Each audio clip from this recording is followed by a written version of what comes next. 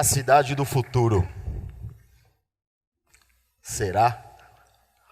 Você está preparado para a cidade do futuro como você prepara o seu próprio futuro? Suas finanças, sua saúde? Eu gostaria de fazer um exercício com vocês. Feche seus olhos por 15 segundos. É rápido. 15 segundos e vamos imaginar juntos aqui a cidade do futuro. O que você vê? Você vê prédios inteligentes, árvores, meio ambiente integrado. Que temperatura você está sentindo nessa cidade do futuro? Está calor? Está frio? E o cheiro da cidade? É de poluição? É de grama verde? As pessoas falando em volta de você, o que elas estão falando? Pode abrir os olhos. Quem não fechou os olhos, com certeza, conseguiu imaginar. Esse é o lugar que eu nasci. Eu nasci numa comunidade na zona sul de São Paulo, um bairro chamado Jardim Ibirapuera, na periferia do Capão Redondo. Nesse lugar eu nasci, tive filhos, casei, me tornei um adulto, filho de pai e mãe nordestino, uma costureira e um eletricista, e não tinha muita diversão naquela época. Eu sou do tempo de brincar na rua, pega-pega, esconde-esconde, taco. E era assim que eu gostava, e como eu gosto de lembrar esses 40 anos atrás. Eu sei, não parece, mas eu já passei dos 40 anos. E quando eu era criança, um dos entretenimentos preferidos era assistir televisão. Eu assistia os Jetsons e eu ficava imaginando meu pai levando a nossa família para passear num carro voador. Eu ficava imaginando a minha mãe tendo à disposição dela um robô para limpar a casa. Sonhou com isso. Ela ia ter mais tempo para brincar comigo, ao invés de ficar costurando 20 horas por dia. Meu pai, com um carro desse, ia conseguir se deslocar mais rápido entre o trabalho. Ele trabalhava em Itapecerica da Serra, uma cidade que fica a 40 quilômetros, ida e volta todo dia. A gente ia ter mais qualidade de vida. Na simplicidade de uma criança, eu sonhava com isso, e eu achava que isso já existia. Em algum lugar do mundo, a família Jetson existia. Eu também assistia Tio Patinhas. Boa parte aqui do pessoal que tem mais de 40 anos deve ter assistido DuckTales.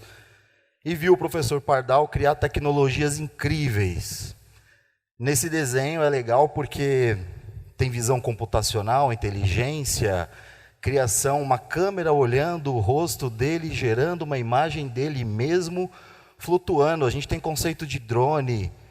Isso é 1980. A gente está falando de mais de 40 anos atrás. Quando a gente assistia os super-heróis, então, o cinto do Batman tinha tecnologias que a gente duvidava de acreditar. Ele tinha um relógio que ele falava Superman na Liga da Justiça. E o mais legal é que todas essas tecnologias existem hoje. E naquela época eu lembro que a gente tinha muito medo dos anos 2000. Quem viveu nos anos 80 sabe o temor que a gente tinha da chegada dos anos 2000. Minha mãe tinha medo que Jesus Cristo voltasse. Aliás, ela acreditava que Jesus Cristo ia voltar e ia salvar a humanidade. Já o meu pai, ele acreditava que ia ter carro voador e que ele ia poder sim ir mais rápido. E o sonho dele era poder ir para a Bahia e um dia e voltar num beijo para matar a saudade da família que ele não via há mais de 30 anos.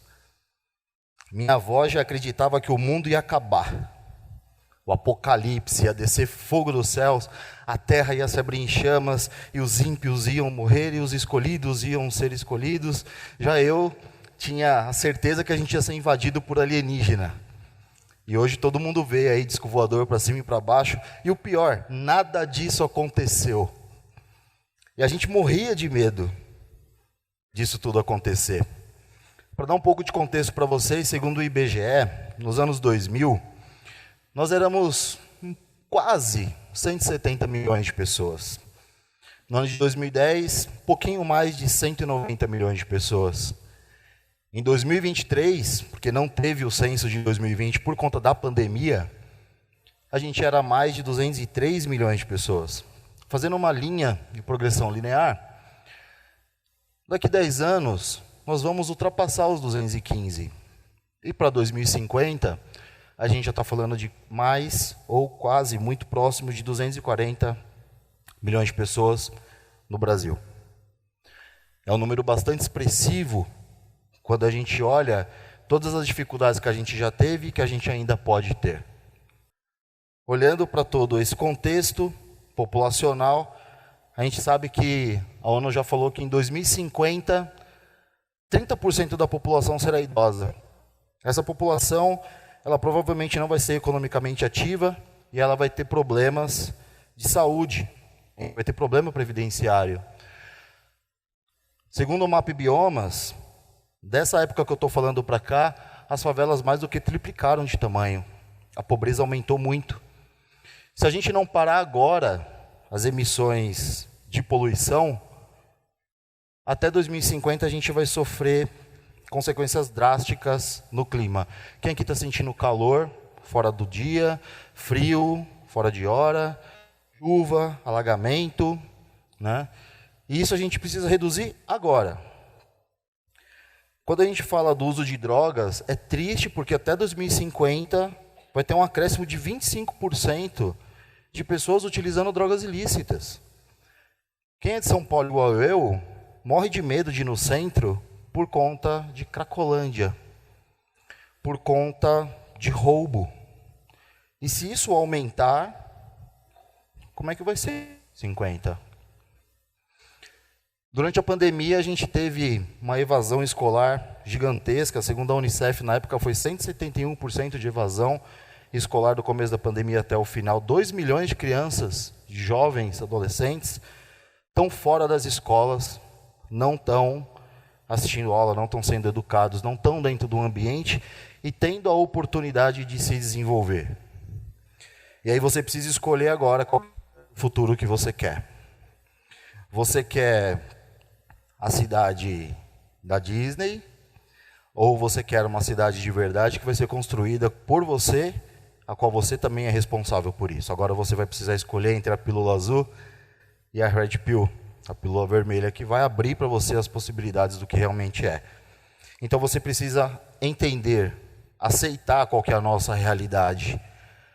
Não dá mais para a gente ficar achando que tudo é prédio colorido, que é carro voador, que é inteligência artificial. Não dá mais para a gente ficar passando a mão na nossa própria cabeça. Isso precisa gerar uma mudança de mentalidade em todo mundo. A gente precisa mudar a forma de pensar. A partir do momento que você entende essa realidade e você começa a aceitar, muda a sua cabeça. E isso traz para você pequenas tarefas, pequenas execuções, pequenas ações. Varrer sua calçada, podar sua árvore, lavar a louça antes de dormir, dar bom dia para o porteiro. Coisas simples que, se a gente começar a fazer massivamente entre nós, a civilização, a sociedade, todo mundo ganha. Isso é muito rico. E a gente tem a tecnologia a nosso favor e ela é a grande protagonista dessa mudança. Todo mundo aqui tem um celular, tem um dispositivo eletrônico. Eu tenho certeza que a vida de vocês melhorou muito depois que vocês começaram a usar a tecnologia. Ela está aqui para isso. Qual que é o papel da internet das coisas e da inteligência artificial no contexto de melhorar o mundo, no contexto de ajudar-nos a melhorar o mundo que a gente vive? No começo dessa palestra hoje de manhã, a gente ouviu um áudio falando das ODS, dos Objetivos de Desenvolvimento Sustentáveis. São 17. Quem nunca viu esse diagrama aqui? E nada está relacionado à tecnologia. Mas isso sem tecnologia vai ser muito difícil de alcançar. erradicação da pobreza, saúde e bem-estar, educação de qualidade, água potável, vida terrestre, vida na água, indústria, lixo. Tudo isso são tarefas e ações que nós devemos fazer como cidadãos. E cabe a nós utilizarmos as tecnologias como um suporte para a gente conseguir atingir esses objetivos. Existe uma equação muito simples, que vocês vão se identificar. IoT mais AI é igual a IIoT. Internet das coisas mais inteligência artificial resulta em inteligência artificial das coisas. Só coisas conectadas é muito pouco, só inteligência artificial também é muito pouco. Quem aqui tem um relógio da Apple? Quem tem uma televisão em casa e assiste Netflix pela internet? É tudo tecnologia de um device, um equipamento que está conectado e tem uma inteligência. Só ter a televisão conectada na internet não serve para nada para você. Você precisa acessar o Netflix, ele precisa te recomendar um filme baseado na sua experiência, no seu gosto, naquilo que você deu like, lendo os seus dados. Dados geram informações. 100 é um dado. Informação é km. 100 km, todo mundo sabe que é 100 quilômetros. H é o conhecimento. 100 km por hora, você sabe que é rápido. E a ação? Você pode decidir acelerar ou frear. Todo dado fornece uma informação. Essa informação entrega para você o conhecimento, mas só o conhecimento é pouco. Você precisa agir. Precisa ter uma ação. E essa ação gera um novo dado, que gera uma nova informação, que gera uma nova conhecimento, que gera uma nova... E isso é cíclico, isso não para. A partir do momento que você tem a ação, o dado, a informação e o conhecimento por si só, não geram mais dados. Mas se você interagir e agir, sim.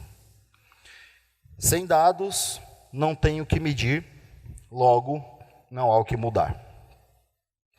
Essa é uma frase que eu gosto muito porque como é que você vai mudar alguma coisa se você não tem dados para tomar a decisão certa? Como é que a gente muda a temperatura do teatro se você não sabe que a temperatura está a 25 graus? Você está sentindo calor, a outra pessoa está sentindo frio, mas quando você tem um dado, esse dado concretiza uma ação.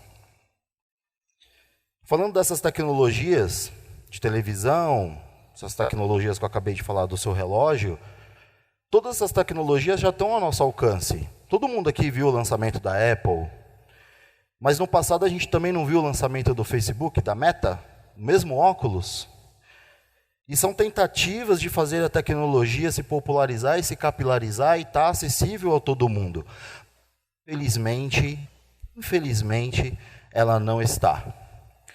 Então cabe a nós, vocês que estão aqui sentados, todos nós somos privilegiados, cabe a nós, que temos acesso à tecnologia, disseminar, compartilhar, dar oportunidade para quem não tem acesso a essa tecnologia.